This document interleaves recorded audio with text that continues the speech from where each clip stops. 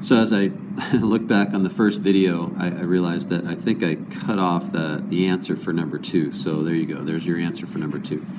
So in doing numbers 3 and 4 now, and maybe 5 and 6 as well, I want you to be thinking about one thing, and that is to cancel factors and not terms. So this is really, really important as we move on to more complicated expressions, rational expressions. So, and I'll talk about that as we work through this. But one of the things that you've got to fight against is your eyes want to cancel. They see a P and a P. Well, we just canceled an X and an X, so why can't we cancel a P and a P? Well, guess what? This P downstairs here, that's not a factor. It's actually a term. P plus 1 is the factor, and like I said, we'll work through that here. First thing we want to do is not do anything until both the numerator and the denominator are factored. It's already factored in the first two problems. So if we think about how to factor this expression, p squared minus 2p minus 3, we see that we use the FOIL method. We have a trinomial. Anytime we have a trinomial or anytime we have any kind of a polynomial, we want to first try to factor out a greatest common factor. But we can see we don't have a greatest common factor other than 1, and so that means that we don't use that type of factoring. What we want to do here is notice we have 3 terms, quadratic expression. The only way to factor a quadratic expression is to use the FOIL method. And again, outside of the factoring out a greatest common factor. So the only 2 factors of p squared would be p times p. So p times p is p squared. That takes care of the first term. Now we attack the last term. And fortunately, the last term is a negative 3. So we know that negative 3 has only 2 factors. Well, 3 has only 2 factors, 3 and 1. It's our job to figure out where does the minus sign go and where does the plus sign go. And why do we need to know that? Because, first of all, if the last term is negative, that means that these 2 terms here have to have the opposite signs. So that means we either have a p minus 3 and a p plus 1, or the 1 gets the minus sign and the 3 gets the plus sign. So we have to look then at the negative 2 here. So we want factors of negative 3 that add to negative 2. Well, that's going to be negative 3 and positive 1. Now, here, I'm going to give you a little helpful suggestion here. Always look at the denominator, or the other side of the fraction anyway.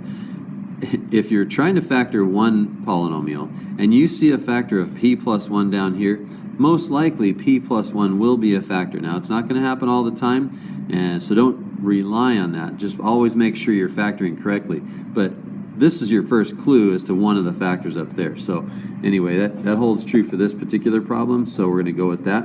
And if we multiply this out, p squared minus 3p plus 1p gives us negative 2p minus 3, just double checking that I factored correctly. Now, you might think, well, I have a p plus 1 up there. That now is a factor. So let's look at this. We've got factors p plus 1 and p minus 3. If it's inside parentheses, they go together and they become factors. And we said, cancel factors, not terms. So we're going to cancel. We notice that p plus 1 upstairs is in parentheses, but this p plus 1 is not in parentheses. Well, that's okay, because really we can think about this as p plus 1 times 1. So, okay, it's a factor. So we're canceling factors, so p plus 1, just like 2 people in marriage, they become 1. If p plus 1, if you have 2 terms down there, 2 terms make 1 factor. So as long as it's being multiplied by something, it's a factor, and you can always multiply anything by 1. So the bottom line is, if you have a p plus 1 by itself, you get to cancel it with that p plus 1 upstairs. So those 2 factors cancel. We didn't cancel terms. We didn't cancel a p and a p, because this p is a term. And just to reemphasize, what is a term and what's a factor? Well, if you think about 3 terms upstairs, term number 1, okay, so we have term number 1, term 1, there's term 2, and there's term 3. And I could have circled the minus signs as well on that, but the bottom line is we have 3 terms upstairs, and we have 2 terms down here, term 1, term 2, and so we can't cancel each of those. We can cancel only them when they are factors. I don't know if that grammatically sounded correctly, but I think you get the idea.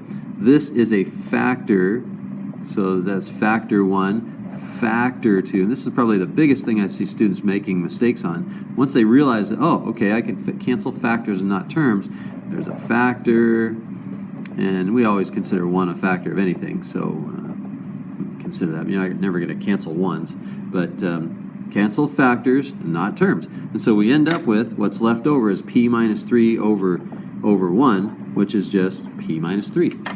And there we go.